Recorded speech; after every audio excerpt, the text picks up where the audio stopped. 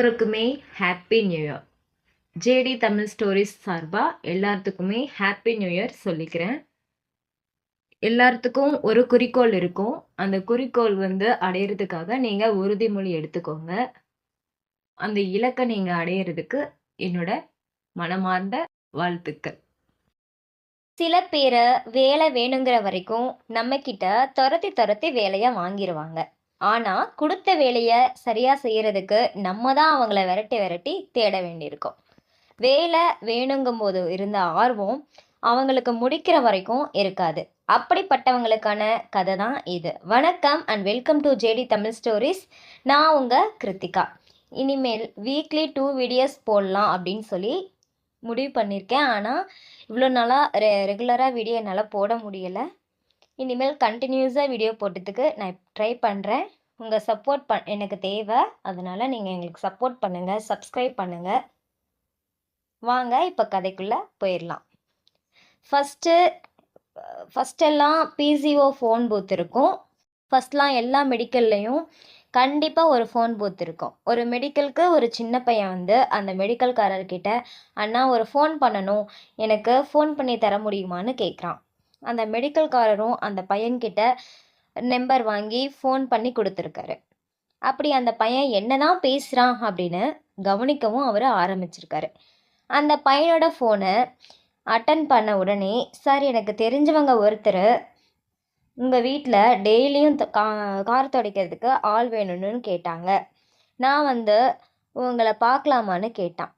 அதுக்கு ஆப்போசிட் சைடில், இல்லைப்பா நான் வேற ஒரு பையனை வேலைக்கு சேர்த்துட்டேன்னு சொல்லிட்டாரு. இந்த பையன் இதை கேட்ட அந்த பையன், நான் வேணா அவனை விட கம்மி காசில் வேலை செஞ்சு தரேன், எனக்கு அந்த வேலையை தர முடியுமா அப்படின்னு கேட்டிருக்கான். அதுக்கு திரும்பவும் அவங்க அந்த வேலையை என்ன காசோ, அதாவது அந்த வேலைக்கு என்ன காசோ அதை தான் அந்த பையனுக்கு நாங்கள் கொடுக்குறோம், அவனும் அதை திருப்தியாக வாங்கிக்கிறான், அதனால் வேணாம்ப்பா அப்படின்னு சொல்லிட்டாரு. இந்த பையனும் விடாமல், சப்போஸ் என்னைக்காவது அந்த பையன் வேணான்னு உங்களுக்கு தோணுச்சுன்னா என்ன நீங்கள் சேர்த்துப்பீங்கள்ல, அதுக்காகவாச்சும் நான் உங்களை பார்க்கவா அப்படின்னு கேட்டிருக்கான். இதுக்கு அவங்க அந்த பையன் பார்க்குற வேலையே எங்களுக்கு திருப்தியாக தான் இருக்குது, அவன் வேலையை நல்லா தான் பார்க்குறான், அதனால் எங்களுக்கு கண்டிப்பாக தேவைப்படாதுன்னு சொல்கிறாரு. அந்த பையனும் சரிங்க ரொம்ப தேங்க்ஸ் அப்படின்னு சொல்லி ஃபோனை வச்சுட்டான். இதை கேட்ட அந்த மெடிக்கல்காரர் அந்த பையன்கிட்ட சொல்கிறாரு, பரவாயில்லையேப்பா, இந்த வயசுலேயே வேலைக்காக விடாமல் பேசுகிற, உன்னோட விடாமுயற்சி எனக்கு ரொம்ப பிடிச்சிருக்குன்னு சொல்கிறாரு. இல்லைண்ணே, ஒரு பையனை வேலைக்கு சேர்த்துட்டோம், அதனால் வேண்டான்னு சொன்னாங்கல்ல, அந்த பையனே நான் எப்படி வேலை பார்த்துட்ருக்கேன்னு நான் தெரிஞ்சுக்கணுன்னு ஆசை. நல்லா பார்த்துட்டு இருந்தா சரி, நல்லா பார்க்கலன்னா என்னன்னா திருத்திக்கணும், அவங்க சந்தோஷமாக இருக்காங்களா அப்படின்னும் எனக்கு தெரிஞ்சுக்கணும், அதுக்காக தான் நான் வேலையை பார்த்துட்டு இருந்த அதே வீட்டுக்கு ஃபோன் பண்ணி கேட்டேன் அப்படின்னு சொல்கிறான். அந்த மெடிக்கல்காரர் ரொம்ப ஷாக் ஆயிட்டாரு. இந்த கதையை கேட்கும்போது நானுமே ஷாக் ஆயிட்டேன். கஸ்டமர் சாட்டிஸ்ஃபேக்ஷன் ரொம்ப முக்கியம்னு சொல்லுவாங்க. பல இடத்துல கஸ்டமர் தான் கடவுள்னு எழுதி கூட வச்சுருப்பாங்க. அது ஏன்னா நம்ம பார்க்குற வேலையே, நம்ம செய்கிற தொழிலோ, நாம் யாருக்கிட்ட இருந்து காசு வாங்குகிறோமோ அவங்களுக்கு உண்மையாகவும் நேர்மையாகவும் இருக்கணும். அதையும் தாண்டி நம்ம பார்க்குற வேலை அவங்களுக்கு திருப்தி தருதா அப்படிங்கிறதையும் கவனிக்கணும். அந்த திருப்தி அவங்களுக்கு இல்லைன்னா நம்மக்கிட்ட தப்பு இருக்குன்னு அர்த்தம். அந்த தப்பை திருத்திக்க என்ன பண்ணணும்னு யோசிக்கணும்.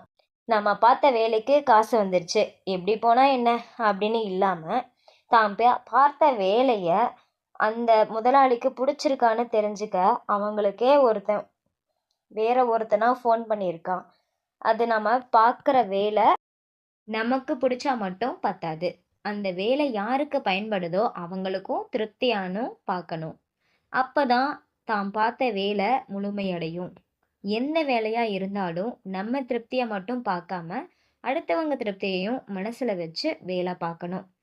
உங்களுக்கு எந்த மாதிரி கண்டென்ட் வேணும், எந்த மாதிரி வீடியோஸ் உங்களுக்கு நான் போடுற வீடியோவில் உங்களுக்கு பிடிச்சிருக்கோ அது நீங்கள் கமெண்ட் செக்ஷனில் சொல்லுங்கள். நான் அந்த மாதிரி வீடியோ போடுறதுக்கு ட்ரை பண்ணுறேன்.